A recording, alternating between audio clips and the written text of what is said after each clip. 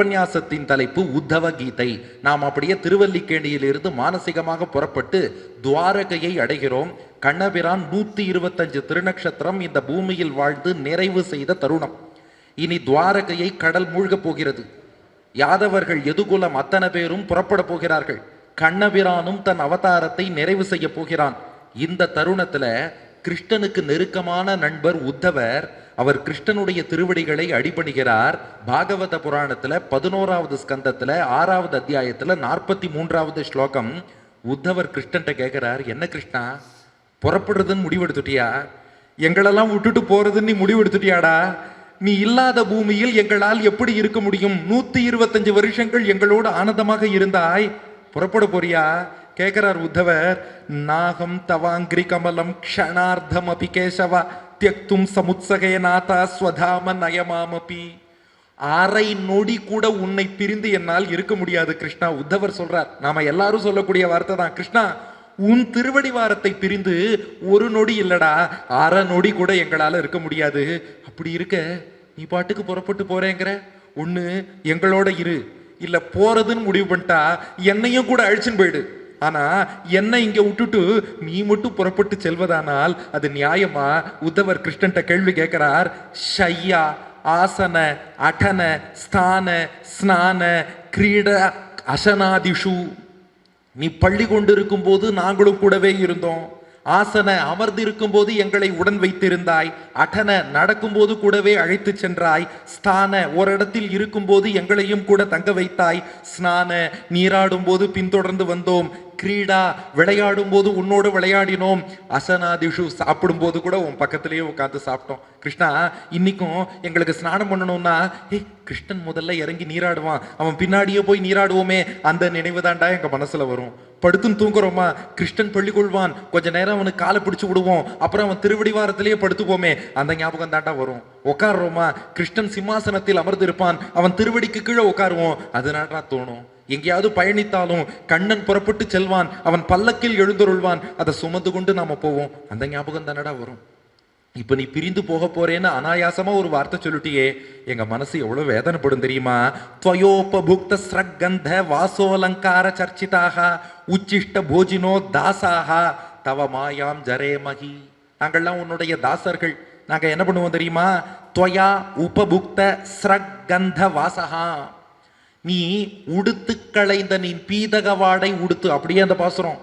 நீ உடுத்து களைந்த ஆடையைத்தான் நாங்கள் அணிந்து கொள்வோம். நீ பூசிண்டு உன் பிரசாதமா சந்தனம் கொடுத்தால் அந்த சந்தனத்தை பூசிக்கொள்வோம். நீ சூடி களைந்த மாலையை தந்தால் அந்த மாலையை நாங்கள் சூடிக்கொள்வோம். அப்ப துவயா உபபுக்த ஸ்ரக்கு மாலை, கந்த சந்தனம், வாசகா வஸ்திரம், அலங்கார சர்ச்சிதாக, இதைத்தானடா எங்களுக்கு அலங்காரம்னு வச்சுட்டு இருந்தோம். இன்னி வரைக்குமே அடியார்களுக்கு நமக்கு ஒரு மாலை, உபன்யாசத்துக்கு மாலை போடுறான்னா நமக்குன்னு மாலை கிடையாது. இந்த மாலையை முதல்ல பெருமாளுக்கு சமர்ப்பிச்சுட்டு அவருடைய பிரசாதம்னு தானே இந்த மாலை வரும். சந்தனம் பூசிக்கிறோம்னா நமக்குன்னு கிடையாது. முதல்ல சந்தனம் பெருமாளுக்கு அரைச்சு சாத்திட்டு பெருமாள் பிரசாதம்னு தானே சந்தனம் பூசிக்கிறோம். எல்லாமே உனக்கு அர்ப்பணிச்சு அர்ப்பணிச்சு பண்ணிட்டு திடீர்னு புறப்பட்டு போறேன்னு சொன்னா எங்களுக்கு வாழ்வே சூன்யமானது போல, லைஃப் இஸ் எம்டிங்கிற அந்த உணர்வு எங்களுக்கு ஏற்படாதா? உச்சிஷ்ட போஜினோ தாசாகா, கலத்தது உண்டு, நீ அமுது செய்த மிச்ச பிரசாதத்தை தானடா நாங்க சாப்பிடுவோம். நீ புறப்பட்டு போறேன்னு சொல்லிட்டா நாங்க என்ன சாப்பிட முடியும்? கிருஷ்ணா எங்களை நீ அழைத்து செல்ல வேண்டாமா? ஒண்ணு நீ போகாத, இல்ல உன் சங்கல்பம் அவதாரத்தை 125 திருநக்ஷத்திரம் முடித்து கொண்டு நீ வைகுண்டம் செல்வதென்றால் எங்களையும் அழைத்து செல், நானும் வைகுண்டம் வருவேன்னார். இப்போ கிருஷ்ணன் பதில் சொல்றான், உத்தவா நீ வைகுண்டம் வரணும்னா அதுக்கு பக்தி யோகம் பண்ணணும். சும்மா நான் வைகுண்டம் வரணும்னு ஆசைப்பட்டா அழிச்சுன்னு போயிடுவேன் நான். உத்தவர் சொன்னார், அப்படி இல்லை கிருஷ்ணா, உன் கூடவே பழகியிருக்கேன், உன் கூடவே உட்காந்து சாப்பிட்ருக்கேன், திருவடி பிடிச்சி விட்டுருக்கேன் பாரு, அதெல்லாம் கூட இருந்து அனுபவம் கேட்டேன்னா அந்த அனுபவம் கொடுத்துட்டேன். கூட உட்காந்துருந்த கால் பிடிச்சி விட்ட உன் பிரசாதத்தை சாப்பிட்டேங்கிறதுக்காக எல்லாம் வைகுண்டம் கொடுக்க முடியாது. நீ பக்தி யோகத்தில் ஈடுபட்டால் தான் வைகுண்டம் தருவேன்பான் கிருஷ்ணன். அச்சோ, இது என்னப்பா புதுசா இருக்கு? அப்ப திருவடிக்கு கைங்கரியம் பண்ணா அதுக்காக வைகுண்டம் கொடுக்க மாட்டாரா? அவர் பிரசாதத்தை சாப்பிட்டதுக்காக வைகுண்டம் கொடுக்க மாட்டாரா? அவர் மாலையை வாங்கி அணிஞ்சின்றதுக்காக வைகுண்டம் கொடுக்க மாட்டாரா? கூடவே போனதுக்காக வைகுண்டம் கொடுக்க மாட்டாரான்னா இதுக்கான பதில சரியா 5-5க்கு சொல்றேன். ஃபுல்லா நீங்க உபன்யாசம் கேட்கணும் இல்லையா? அதனால 5-5க்கு அதற்கான பதில் வழங்கப்படும். ஆனா இப்போ உத்தவர்கிட்ட கிருஷ்ணன் சொல்றான், இதுக்காக எல்லாம் வைகுண்டம் கொடுக்க மாட்டேன். அதெல்லாம் நீயும் என் கூட பழகின, நானும் உன் கூட பழகிட்டேன். இந்த பழக்கத்துக்கு அந்த பழக்கத்துக்கு சரியா போச்சு. நீ ஆடினா நானும் ஆடினேன், நீ பாடினா நானும் பாடினேன், நீ சாப்பிட்ட நானும் சாப்பிட்டேன், அவ்வளோதான். வைகுண்டம் வரணும்னா நீ பக்தி யோகம் பண்ணு. அப்போ உத்தவர் சொன்னார், அத்தையாவது உபதேசம் பண்ணு, நான் கேட்டுண்டு பக்தி யோகத்தை பண்ணியாவது வைகுண்டம் வந்துடுறேன், உன்னை சேராமல் என்னால் இருக்க முடியாது. அப்ப பக்தி யோகம்னா என்னன்னு சொல்றேன்னு கண்ணன் உபதேசிக்க தொடங்குகிறான். அதற்குத்தான் உத்தவ கீதைன்னு பேரு. இது பாகவத புராணத்துல 11வது ஸ்கந்தத்தின் பெரும் பகுதியில இடம்பெற்றிருக்கு. ஆனா இப்ப என்ன பெரிய சாகசம் பண்ண சொல்லியிருக்காருன்னா, இதை ஒரு 1.25 மணி நேரத்துக்குள்ள சுருக்கமா சொல்லணும். அப்படின்னா எப்படி சொல்லலாம்? இந்த உத்தவ கீதையில 10 முக்கியமான அம்சங்கள் கண்ணன் உத்தவருக்கு எடுத்து சொல்கிறான். உத்தவ கீதைக்குள்ள பல விஷயங்கள் உண்டு, ஆனா இந்த 10 அம்சங்கள் ரொம்ப முக்கியம். அந்த 10 என்னங்கிறத ஒரு அம்சத்துக்கு 5 நிமிஷம்னு வச்சுப்போம். 10 அம்சங்களுக்கு 50 விஷயங்கள்னு பார்த்து 50 நிமிஷங்கள்னு பார்த்துன்னு வந்துடலாம் இல்லையா? அதனால உத்தவ கீதையின் முக்கியமான 10 விஷயங்கள், 10 அம்சங்கள் என்ன, இதைத்தான் பார்க்க போறோம். அர்ஜுனனுக்கு கிருஷ்ணன் சொன்ன கீதைய பகவத்கீதைங்கிறோம், உத்தவனுக்கு கிருஷ்ணன் சொன்ன கீதைய உத்தவ கீதைங்கிறோம். ரெண்டுக்கும் என்ன வித்தியாசம்? பகவத்கீதை சொன்னவர் பேர்ல இருக்கு, உத்தவ கீதை கேட்டவர் பேர்ல இருக்கு. ஏன்னா அங்க அர்ஜுனனை பொறுத்த வரைக்கும் அவன் மோட்சத்துக்கு என்ன வழின்னு கேட்கல, நான் ஒரே குழப்பமா இருக்கேன், நான் என்ன பண்ணணும்னு கேட்டான். வித்தியாசம் பாருங்க, பகவத்கீதைக்கும் உத்தவ கீதைக்கும் இதான் வித்தியாசம். பகவத்கீதையில என்ன காட்சினா, அர்ஜுனன் சரணாகதி பண்ணி கார்பண்ய தோஷோபகத ஸ்வபாவஹா பிரிச்சாமி துவாம் தர்ம சம்மூட சேதாக யத் ஸ்ரேயஸ்யான் நிச்சிதம் ப்ரூஹிதன்மே சிஷ்யஸ்தேகம் ஷாதிமாம் துவாம் பிரபந்தம். கிருஷ்ணா, நான் ஒரே குழம்பி போயிருக்கேன், நல்லது எது கெட்டது எதுன்னு தெரியல, சண்டை போடுறதா வேண்டாமான்னு தெரியல, நீ எனக்கு வழிகாட்டு. இவ்வளவுதான் அர்ஜுனன் கேட்டான். ஆனா கிருஷ்ணன் பார்த்தான், நினைச்சாம என்ன சொல்லியிருக்கலாம், அர்ஜுனா குழம்பாத சண்டை போடு சொல்லி முடிச்சிருக்கலாம். ஆனா அவர் 700 ஸ்லோகம் பகவத்கீதை லோகத்துல எல்லாருக்கும் நன்மை கிடைக்கணுங்கிறதுக்காக சொன்னாராம். ஒரு தமிழ் ஆசிரியர் அழகா சொன்னார், 700 ஸ்லோகம் பகவத்கீதை சொல்ல வேண்டாம், 700 அப்படின்னாலே போதும். ஏன் 7னா டிப்ரெஸ் ஆகி உட்காராத, எழுந்துரு. தமிழ்ல 100னா சண்டை போடுன்னு அர்த்தம். 700 எழுந்துரு சண்டை போடு அப்படின்னு சொன்னாலே போதும். 700 700 ஸ்லோகங்கள் சொல்ல வேண்டாம். அப்புறம் எதுக்கு 700 சொன்னார்னா, அர்ஜுனன் மட்டும் குழம்பி நிக்கலையாம், அர்ஜுனனை போலவே நாம எல்லாரும் வாழ்க்கையில குழம்பித்தான் இருக்கோம். அந்த குருக்ஷேத்திரத்திலேயாவது போர்க்களம் போருங்கிறது 18 நாள்ல முடிஞ்சு போச்சு.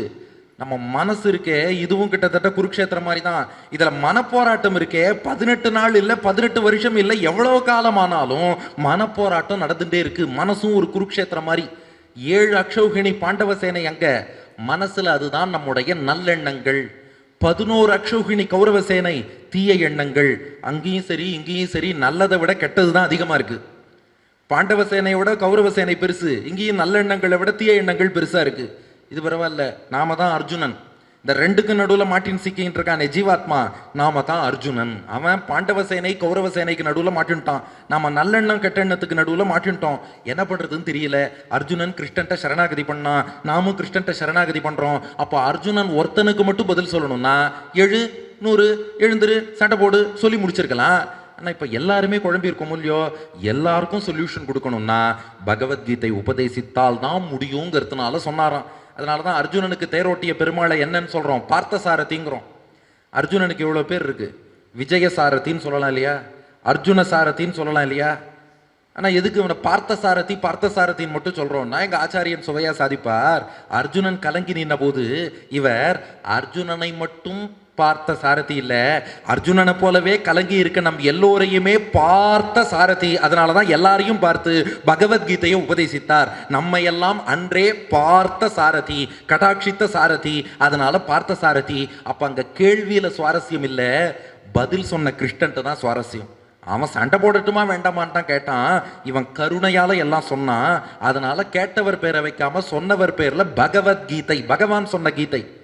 ஆனா இங்க உத்தவனுக்கு அந்த குழப்பம் இல்லை, என்னால கிருஷ்ணனை பிரிஞ்சு இருக்க முடியாது, கண்ணனை அடைய வேண்டும் என்றால் எதை செய்யவும் தயாரா இருக்கேன்னு சொல்றான்.